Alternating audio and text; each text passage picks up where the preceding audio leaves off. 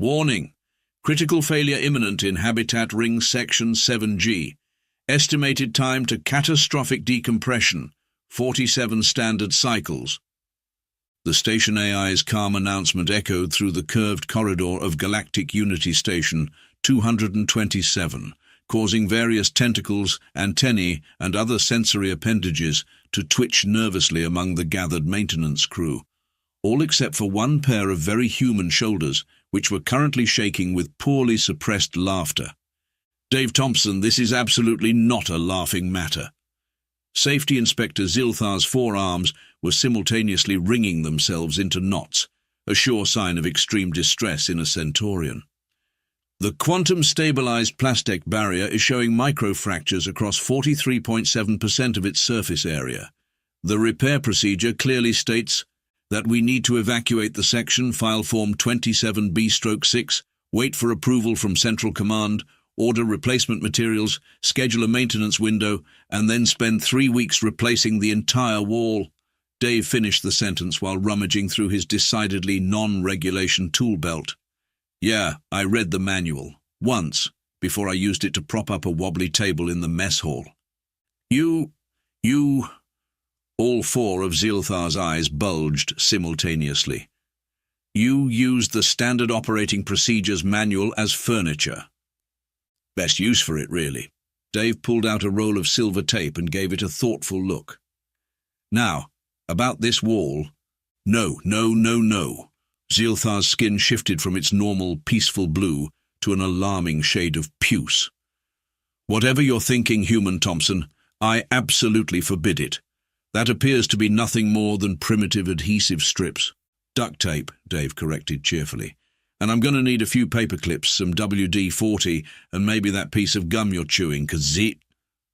The maintenance bot whirred disapprovingly. I do not chew gum, Dave.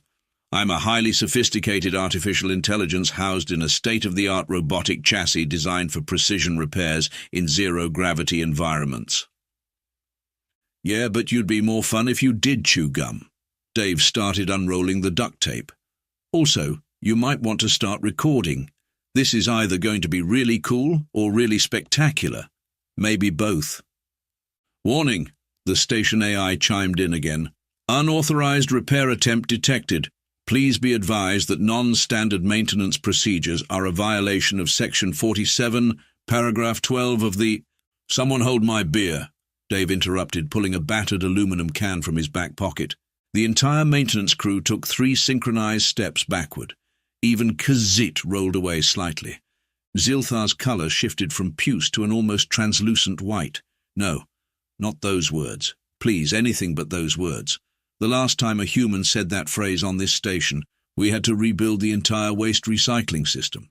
Before that, it was the artificial gravity generators. And let's not even discuss the incident with the coffee maker and the quantum communications array. Hey, we got 8 new channels of subspace entertainment out of that last one, Dave pointed out, already applying the first strip of duct tape to the failing wall. The plastic barrier shimmered ominously beneath the silver adhesive. Besides, this'll work, trust me. Trust you? Zilthar's voice rose to a pitch previously achievable only by certain species of space-dwelling crystal beings. The last time a human asked for trust, we ended up with a black hole in the cargo bay. A very small black hole, Dave corrected, continuing to work.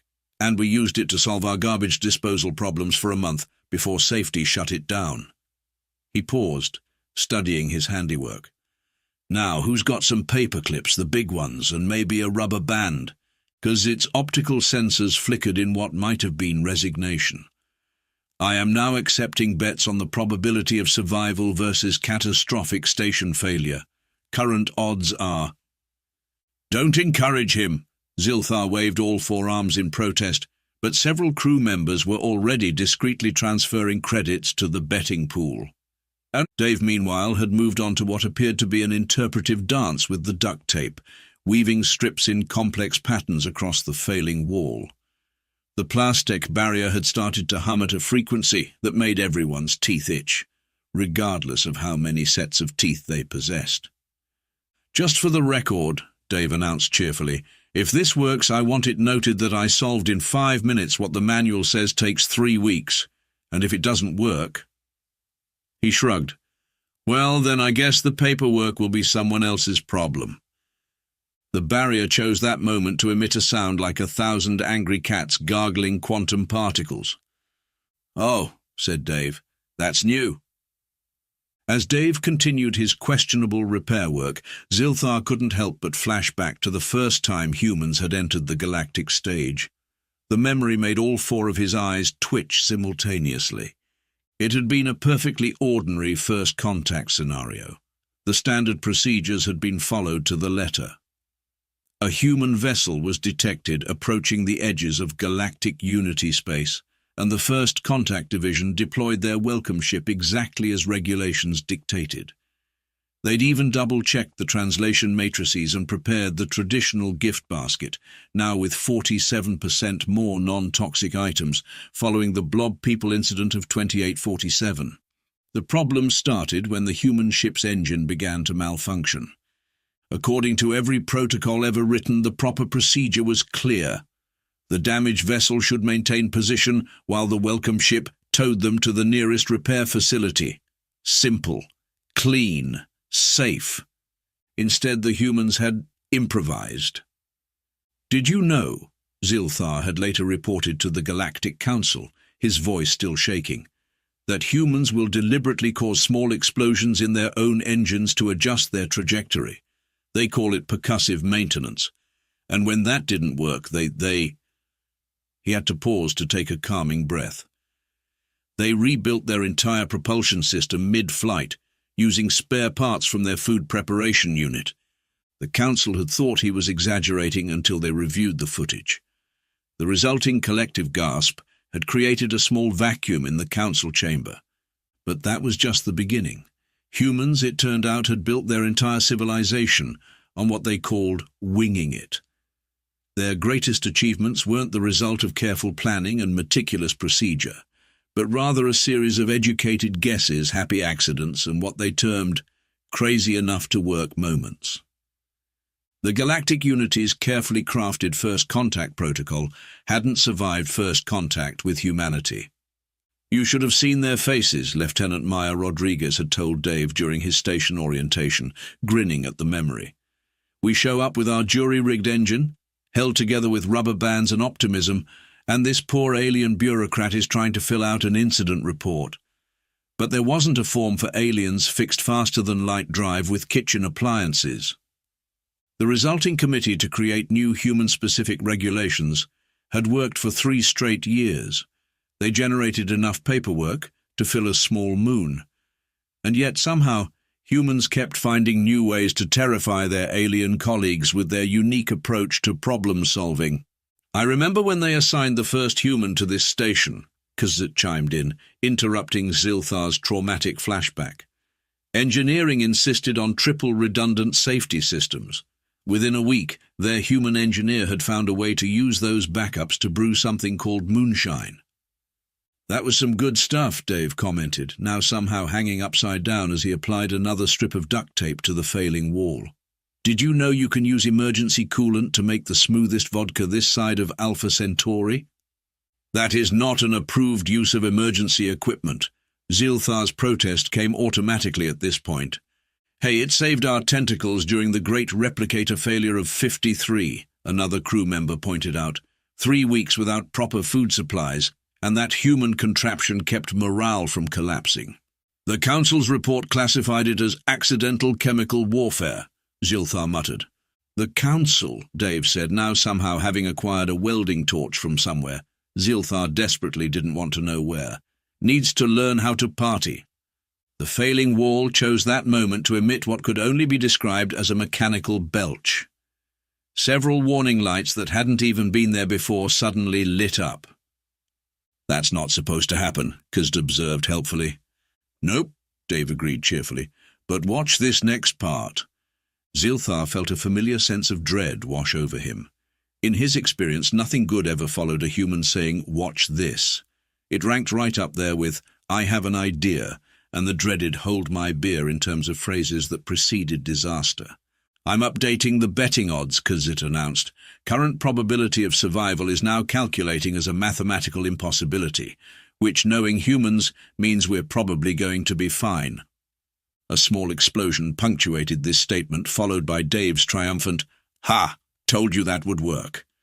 Zilthar didn't want to look. He really didn't want to look. But some masochistic part of his brain made him do it anyway.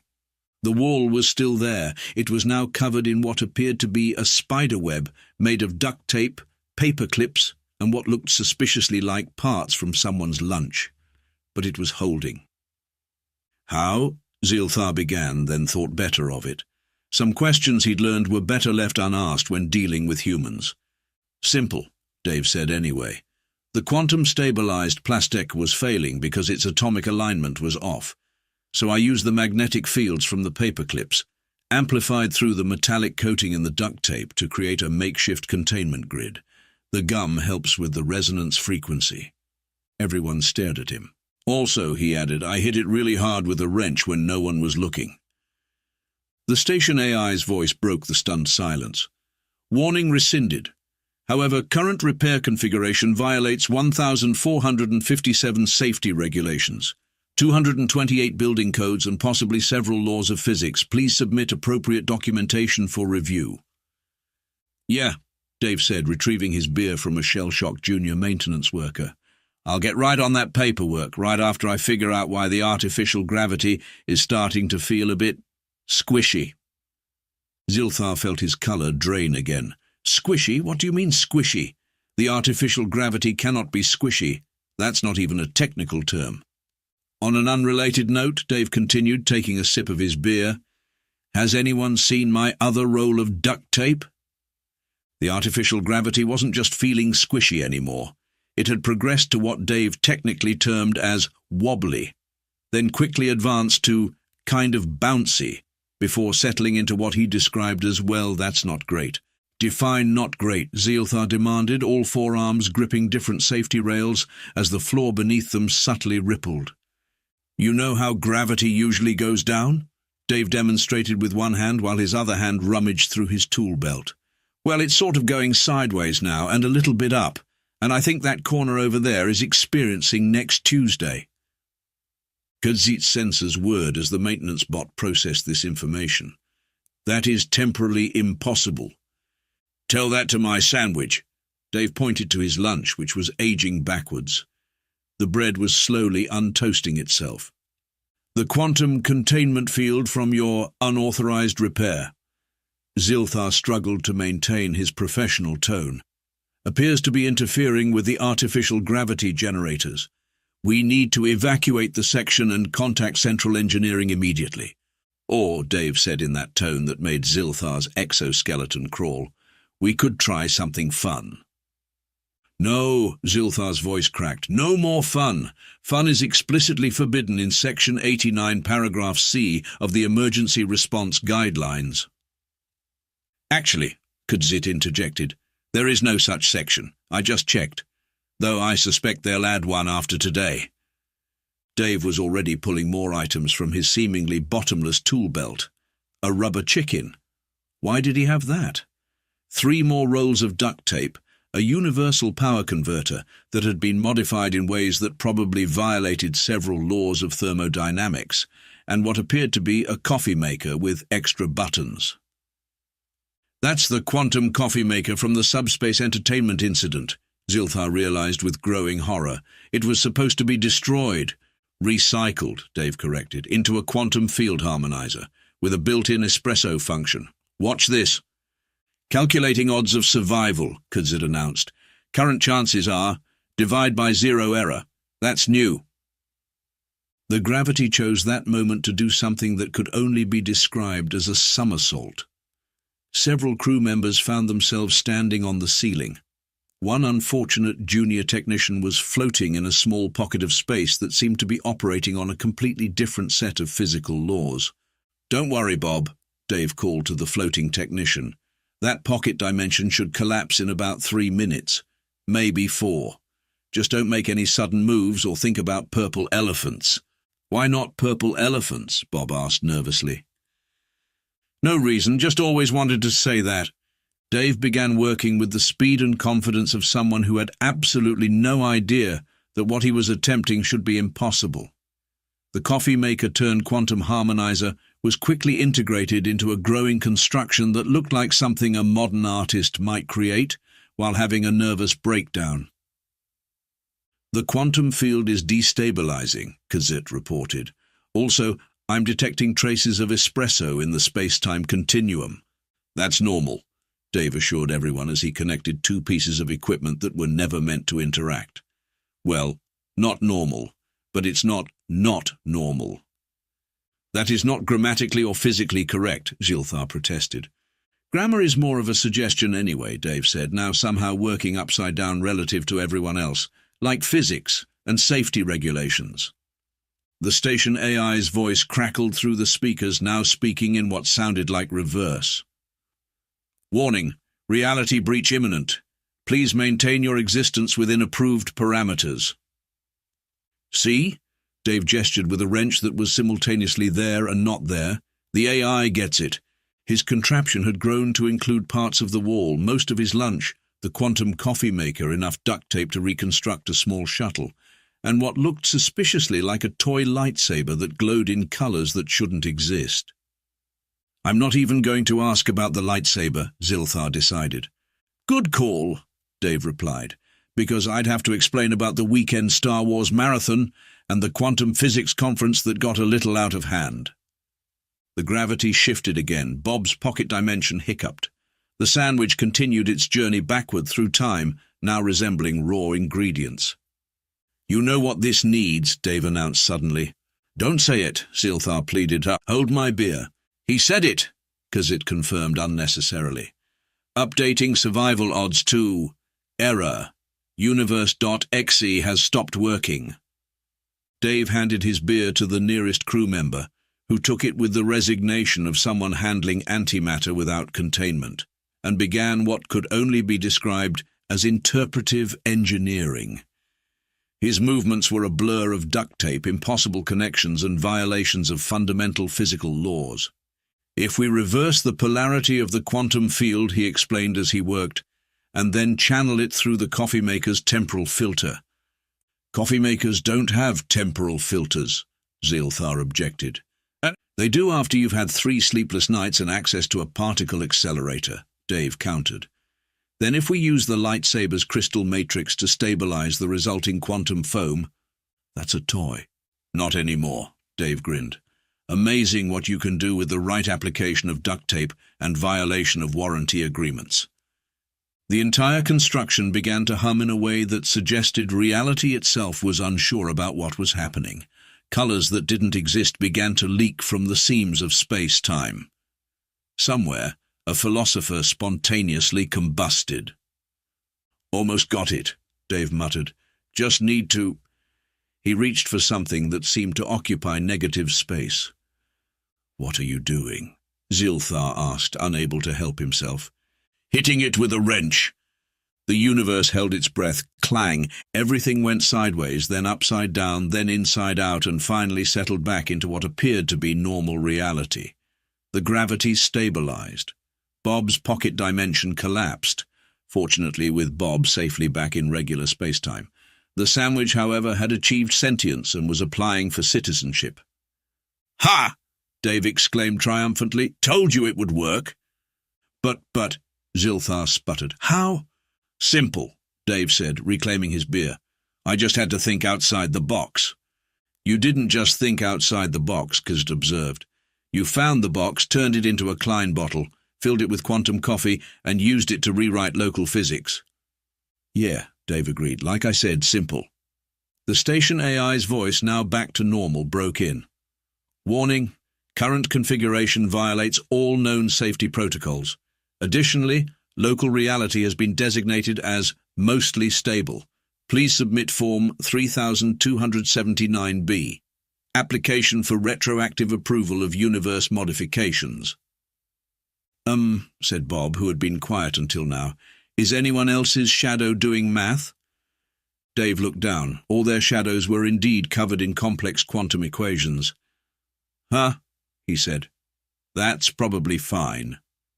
Zilthar made a sound that suggested his soul was trying to escape through his exoskeleton. The Galactic Council is going to need to know about this." "Oh, good," Dave brightened. "I've always wanted to explain quantum mechanics to a room full of bureaucrats. Think they'll let me bring my quantum coffee maker to the hearing?" "No," shouted everyone else in unison. The sandwich raised what appeared to be a tentacle in disagreement. The Galactic Council's emergency chamber was designed to handle any crisis with dignity and decorum.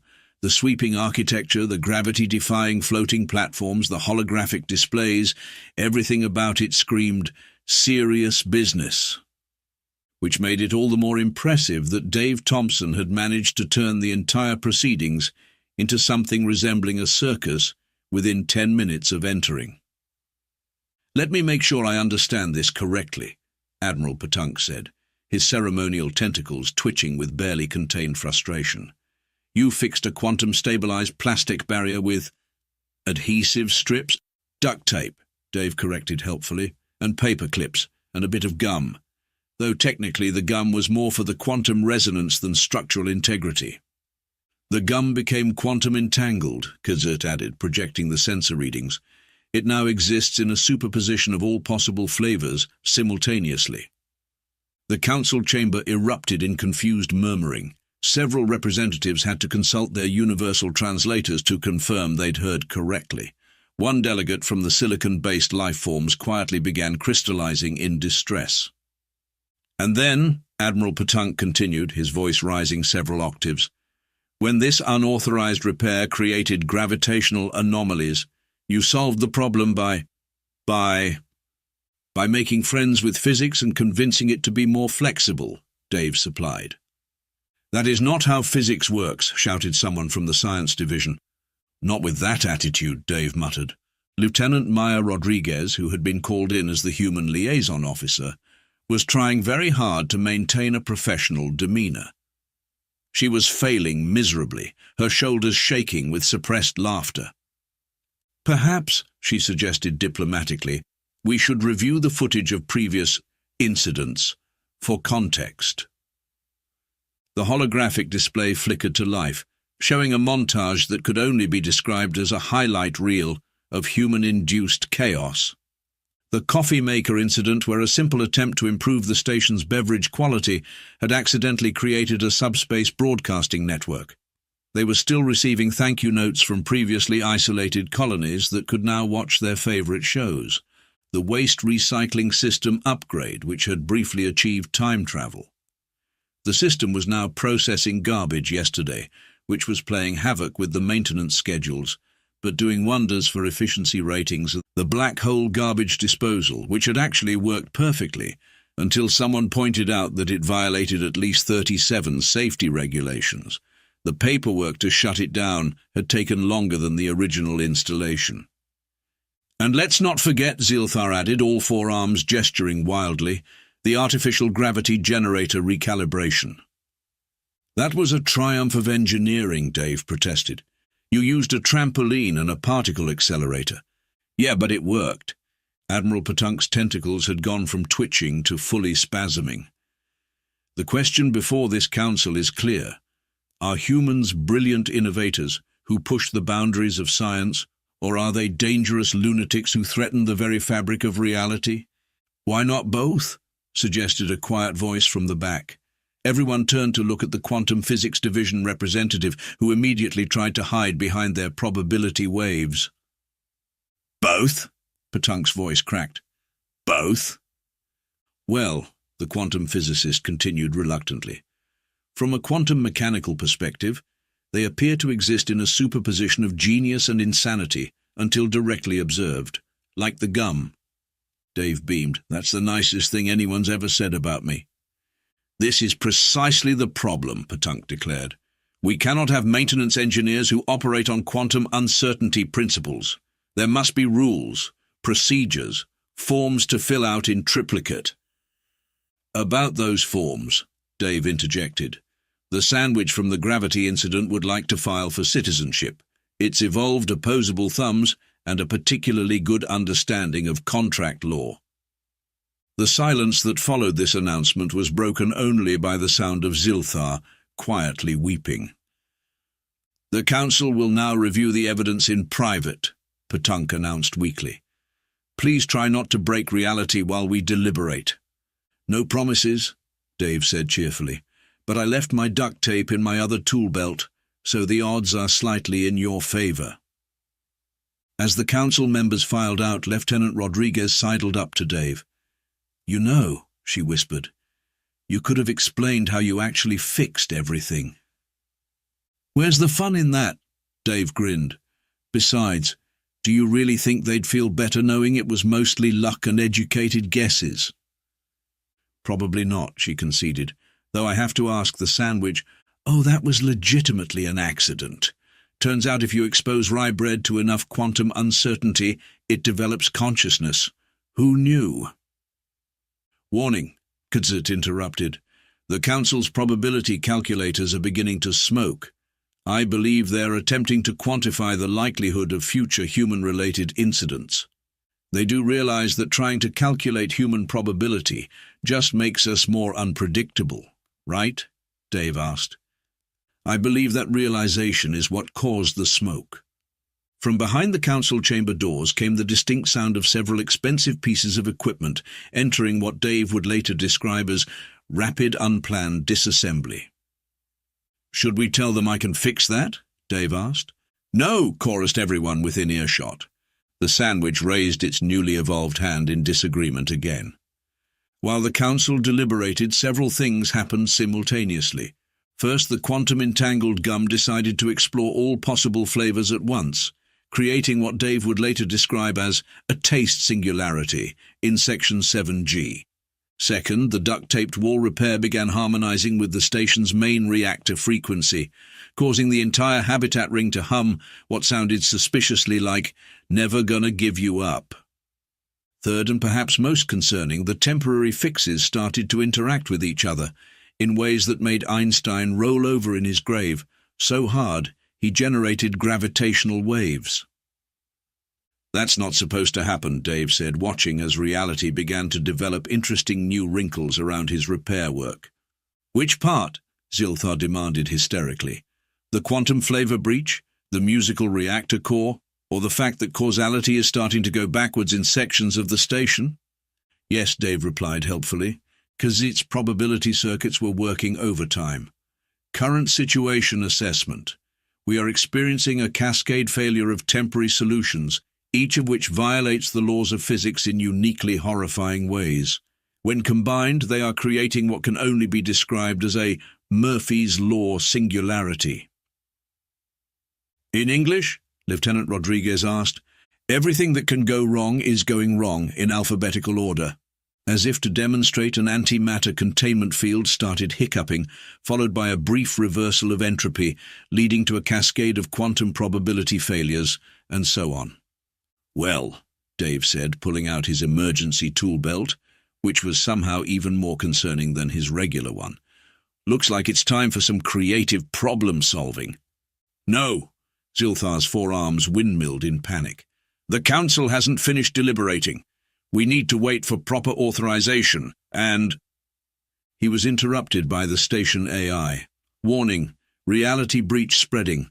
Current safety protocols have achieved sentience and are filing for asylum. Additionally, the space-time continuum is experiencing technical difficulties. Please stand by."